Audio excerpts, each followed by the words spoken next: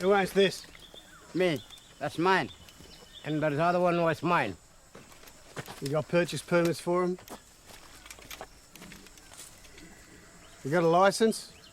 License? We're not gonna drive him. We're just gonna shoot him. Can you just articulate for us quickly why you made this film? I made it because David is a friend, and David was in trouble as a human being. And it was the only thing that I could do that could make any sort of contribution to turning that around. I'm not a social worker, I can't live his life for him, but I can make films. And it's precisely about the only thing he thought of that he wanted to do was to make another film with me. This is when he was in jail as a consequence of domestic violence, as a consequence of an alcoholic spiral that was completely out of control. And I think jail is the thing that saved his life. But the film in some way has saved him as a human being. How confronting a film was this for David Gulpilil to make?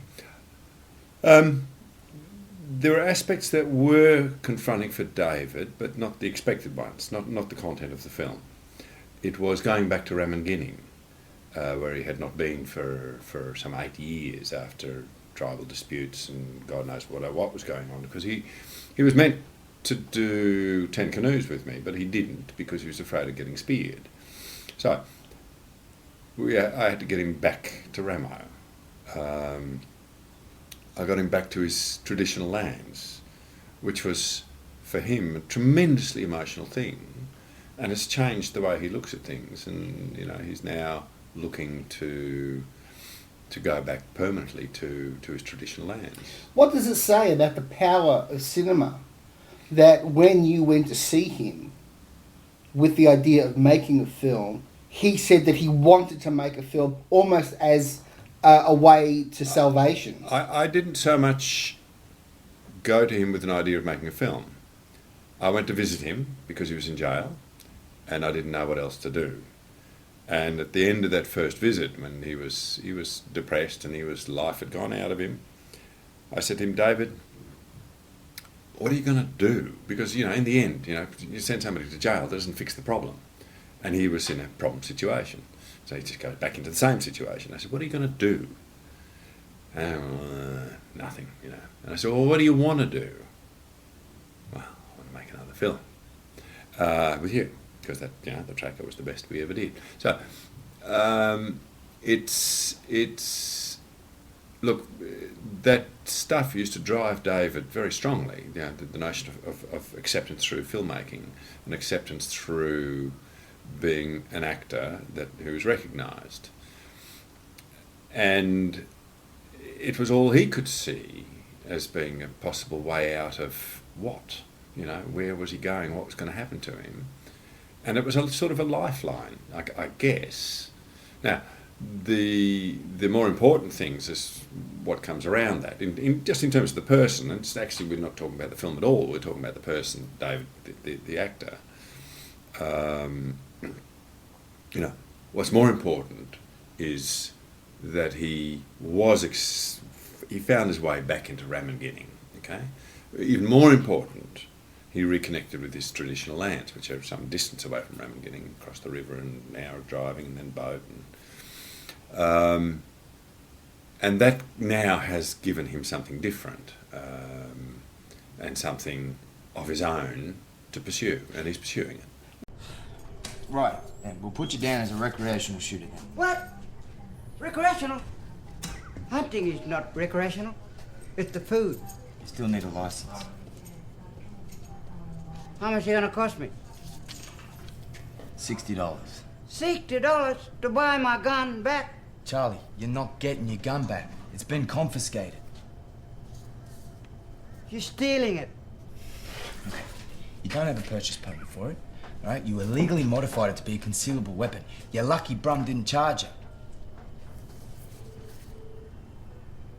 But I didn't know that. I know. It's just not an excuse.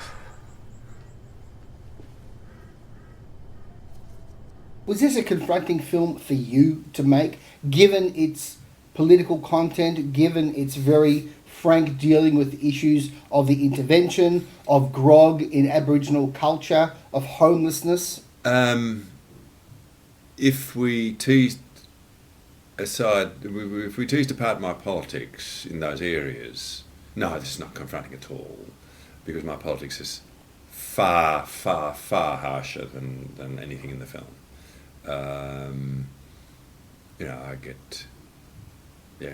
I get angry, I get, all those things, but I don't now. It's fine, I can accept it and so on. But I think our Constitution is one of the most skewed documents you can imagine.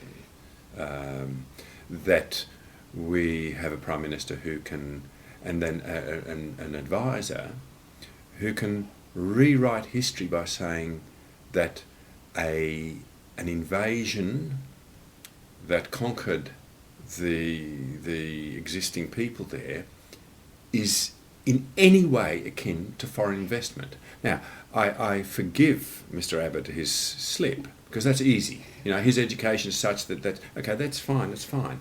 But to try and say that this is in any way equivalent to foreign investment is so offensive. Okay, so no, it was not confronting in that sense at all. Right, okay. I did want to sort of bring it back to the film, but just to make the distinction between your politics as a person and your duties as a filmmaker, the film does present some aspects of the intervention as being a good thing in its policy, for instance, about alcohol. Are you saying that you could have made a much harsher movie criticising the intervention than the one that we're seeing in Charlie's Country? The intervention is a complex thing. It isn't an unallied bad thing or good thing. Overall, for me, it's like television. I don't have a television because I think in the end it makes my life worse. Okay, there are wonderful things on television that I miss out on, but on the whole, I'm better off not having one. Okay, the intervention is not entirely bad. Okay, there are some good things in it, but overall, it does far more harm than it does good, because it's patronising. It doesn't allow independence, it doesn't allow development, it doesn't allow the growing and the independent, and okay, don't get me started. Okay, so in that sense, yes, I could have, but this was something that, came also from David. I mean, David feels harshly about some things too, but our first duty as filmmakers is to give an audience an experience that they think, yes, that was worth $15 or $20. Okay, that's the first foremost thing we have to do. And if we start to get preachy or to whatever, then we abrogate our responsibilities as filmmakers.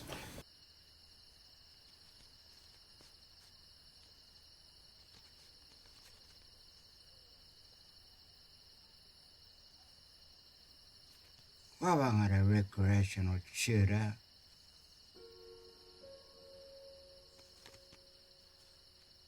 Ngare jenen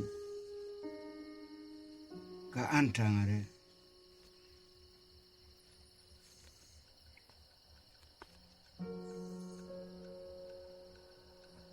ka ngare ngar wakungunyan bela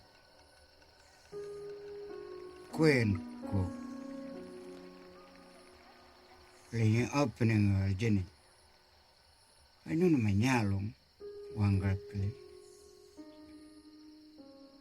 What do we read into the final passage of the film where Charlie is teaching dance to a bunch of Aboriginal boys, but making very clear that the proudest moment of his life was performing before the Queen?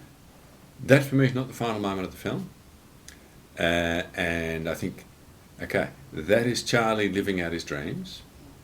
And it gives us something positive. It is an indication of a possible way forward.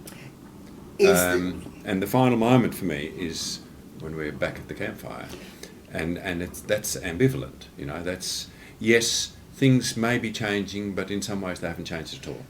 It seemed to be him being at peace with the reality of the blended cultures. In some ways, equally, I think, and I think in some ways you're quite right, but in some ways also, it says, yes, but nothing much has changed. Okay, so it's a bit like, yes, we make some steps forward, but in other ways things don't change much at all. Without wanting to take anything away from other Australian filmmakers who have made very good films about Indigenous culture, you are the only Australian filmmaker that actually has made quite a few, that actually has like an ongoing interest in Aboriginal culture. Why are you such an anomaly?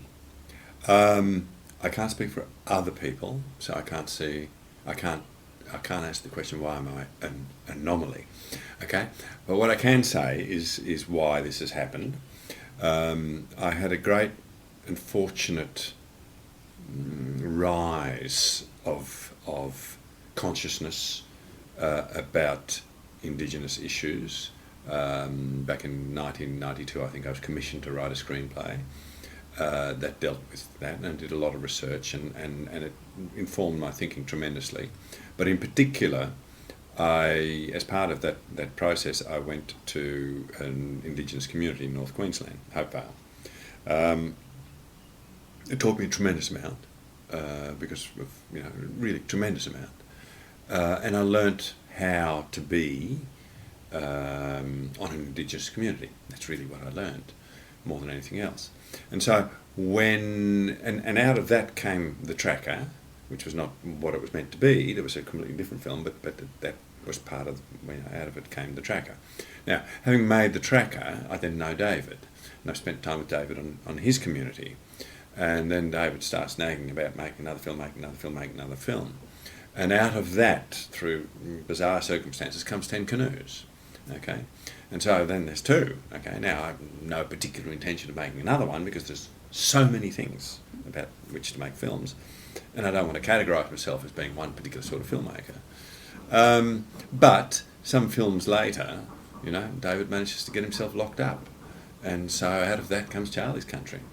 Were you conscious at all about how Charlie's Country is contemporary Indigenous culture? 10 Canoes is way at the other end with prehistory. Did that ever occur to you? No, never. It was pointed out to me afterwards that while I was making it, and somebody said, this is a trilogy, 10 Canoes is how they used to be. What was the other one? The Tracker is what we did to them. And Charlie's Country, these are the consequences. And it was it's a funny thing. But it's a funny, cute thing. It's not anything intended. It's not anything thought about. And they're 3 very, very different films. I call it the accidental trilogy. What's the creative impulse that drives you to want to make films?